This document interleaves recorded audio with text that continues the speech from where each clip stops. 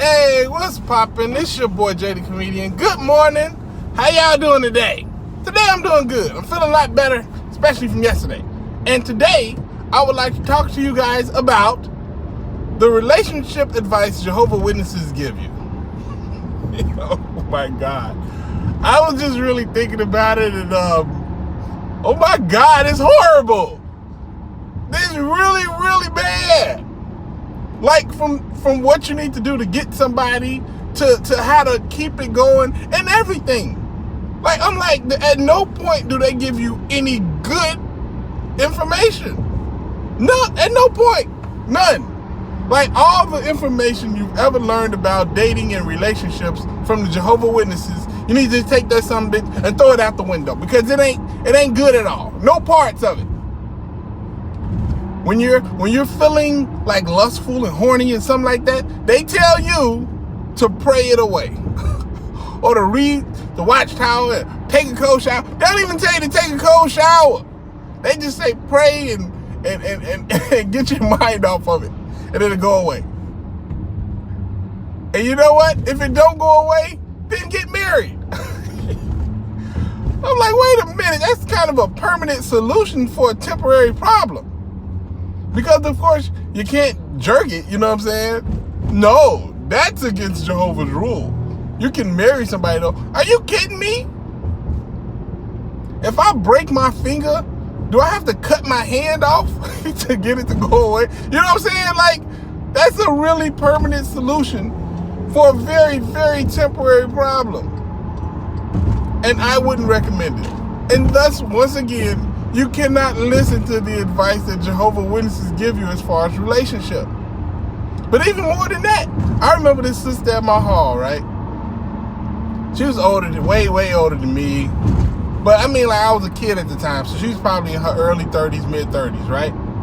And at the time, she just couldn't get a man. She was trying, but she was trying by listening to what these fools was telling her on what it took to get a man. Like, they were telling her, you know, be sure you dress modest. Be sure you're at all the meetings and you're studying, and the brother's seeing you at a field service, and the brother's seeing you do this and stuff, and they'll realize how good of a sister you are and how much you love Jehovah, and they'll wife you up. Boy, they lied to this poor little sister. She was doing that for years. Couldn't get no man, right? And what she used to, because it was other sisters, especially a little younger sisters, and oh, she hated them. She hated them because they'd come in there, tight clothes and whatnot, getting boyfriends like it was nothing. But this lady could not get a man. And one day, she had never admit to this, but she absolutely like just gave up one day, right? And when she gave up, she came to the hall with this tight fitting dress, cleavage popping, boom, boom. Boy, she was dating by the end of the month. Like, Jehovah was supposed to bless her with a man. But she didn't. She blessed herself with a man because she came to the hall showing off her assets. You know what I'm saying? And boom, she had a man. Which technically, that should have deterred men. They should have said, nah, I can't be with no woman who dresses like that. But as soon as she did it, she got a man. As soon as she did it, and she kept it going too. From that point forward, she was looking like that every meeting. She stopped all this modest crap and was like, nah, I need a man, and I need to keep my man happy. So this is what it is. And I thought that was hilarious. Everything that they told her probably prevented her from getting a guy. If you really want to get a guy, right? Don't think that being super spiritual and going to meetings and assemblies and stuff, that's not going to draw the eye of a man. I'm telling you, as a man who was a Jehovah's Witness at one point, I never looked at a woman that was like, ooh, look at the return visits on that. No, I didn't care. I didn't care about that at all. At no point while I was a Jehovah's Witness did I ever say, man, did you hear how she answered that question? Oh my God. Never happened before, and I can guarantee you it would never happen. Stop listening to these fools while they telling y'all what to do to get a man. It's very simple how to get a man. Usually, it's in stages, but this is first stage. Stage number 1, be attractive. Now, I'm not telling you to do something to your body that, you know what I'm saying, that you don't want to do or do anything like that. No. The body you have, that's all you need. You're good with that right there, you know? Now, maybe if you want to get in the gym, tighten it up a little bit, maybe. But chances are what you have is good enough. Just make it look good, you know? Make it look as good as possible. You don't need no doctors and all that other stuff. Just make what you have look good and presentable, you know what I'm saying? Consistently.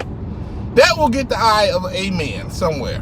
Now, boom, once you got the eye of a man, you have to be able to have a good conversation, you know? Because men, while we are like really like heavy physically based creatures, we also enjoy somebody who would, you know, usually we can go to the next level with, which means that we can get past the whole like, okay, she's beautiful, and we can get into, wow, I really enjoy myself around her. That's like the most important thing. If you want to have a good, long-lasting relationship with a guy, you have to get to the point to where as the guy is like, you know what? Wow, I'm really having a good time with her. You know? I'm not bored. I'm not, you know, in these dead, dumb conversations. Like, I'm really enjoying myself. I can do this all the time. Now you're at the level to whereas you can move forward in the relationship. But if all you got is beauty, it's going to stop very, very quick. And if all you got is your spiritual well-being, you may not even get that far. You know what I'm saying? Like I'm telling you, from experience, there are ways to go about getting a guy, and the way that the Jehovah Witnesses tell you to do it is absolutely 100% proof positive, not the way to do it. You heard me? Listen to me now. I wouldn't lie to you, sisters, okay? And it is quite funny. It is quite funny the things that they tell sisters they need to do and what they get these sisters to believe. And it's not true at all. Telling these sisters to spend out, well, maybe if you were pioneering, you could get a man. Are you kidding me? You're not giving us those hours anyway. Trust me, I don't care how many hours a sister put in out of field service. When I was a Jehovah's Witness, I didn't care. Legit did not care at all. Didn't care at all. Because the simple fact, that's not what drew me. You know, like, come on, man. How much time you spend out of service? I don't care. What can we do when we get together? Like, what type of fun do you like to have? What type of music do you like to listen to? Who are you? You know, are you somebody who I can enjoy myself with? Or are you somebody who's going to be Jehovah wouldn't like that. Oh my God, that's the biggest turnoff in the world. I can tell you that right now. They'll tell you that that's what a man wants. A man wants a woman who will remind them of the right things to do spiritually. No, don't you ever. I'm telling you that right now. If I was ever in a relationship and I ever heard the words, Jehovah wouldn't want you to do that. Oh, that relationship got ended right there. Like, I think I know what Jehovah does and does not want me to do.